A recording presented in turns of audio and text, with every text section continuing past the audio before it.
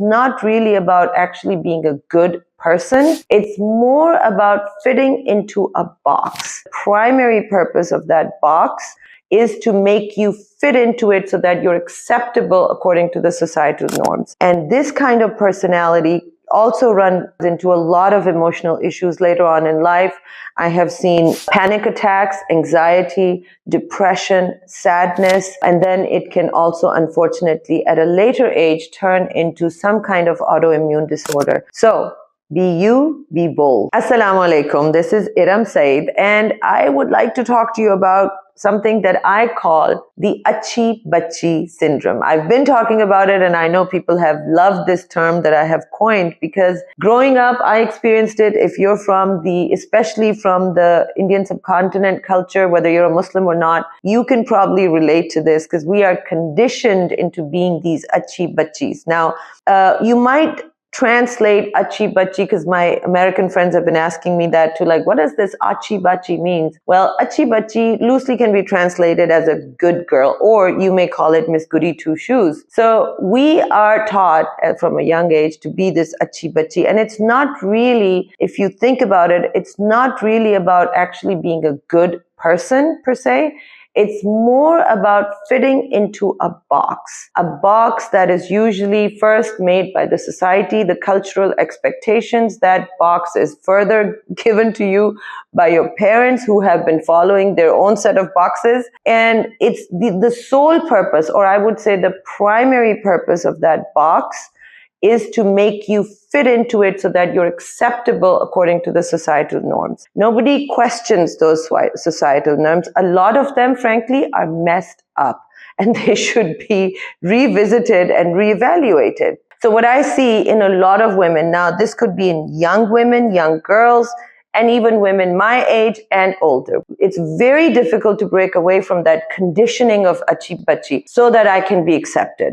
So what I'm forced to then do is, from a young age, I would be forced to not speak up, not be honest, not share what I actually really think. I am going to be conditioned into delegating all of that to a man or somebody else, right? Then I'm also going to be conditioned into being fake, be seen but not heard.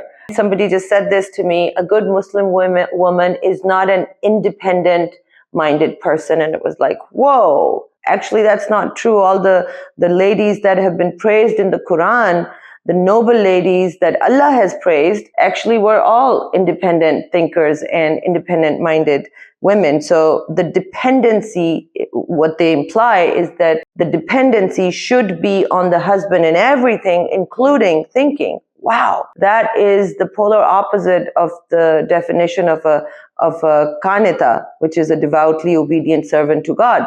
So this Achi Bachi syndrome is frankly a disease of the mind that really begins to have its major impact when you become an adult, and it continues to destroy and eat away your happiness because it doesn't allow you to be authentic. It doesn't allow you to be who you are.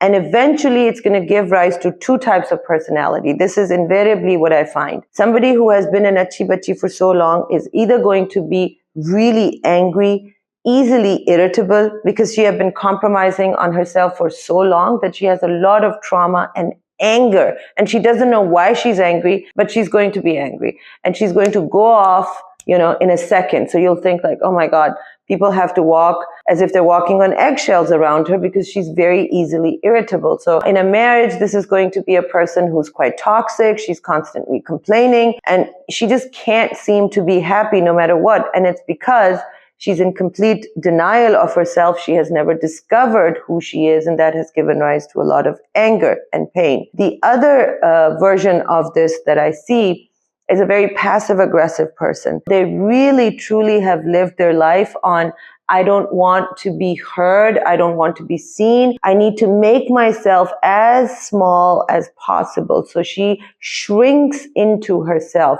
She is like a shell.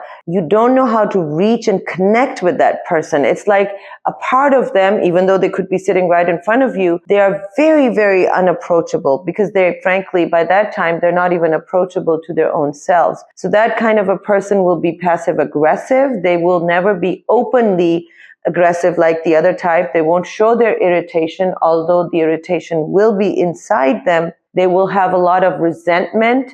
They will have a lot of negativity, but on the surface, they will be always sweet and nice because they have held on to this belief that in order for me to be safe in this world, I need to be always agreeable and nice and sweet. And this kind of personality also runs into a lot of emotional issues later on in life.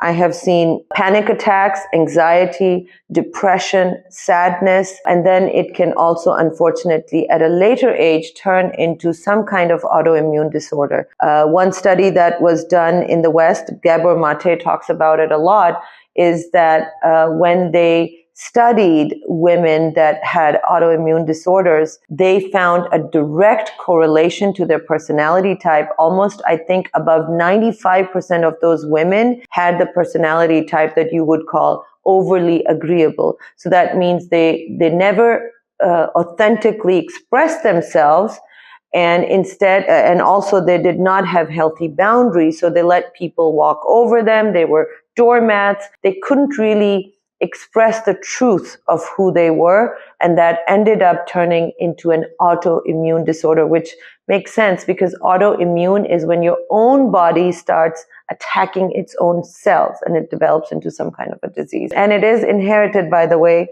This is proof positive. I have it too. Vitiligo is an autoimmune disorder, which in my case got triggered after COVID, but I was a carrier my whole life. I didn't know that I had vitiligo. So that means I was a carrier. I don't know how I inherited it, whether it was from my mother's side or my father's side, but here we are. So be careful about this disorder. What I always say is there is nothing more attractive, more powerful than a soul authentically expressing himself or herself. It is magnetic. So be you, be bold. Thank you for watching.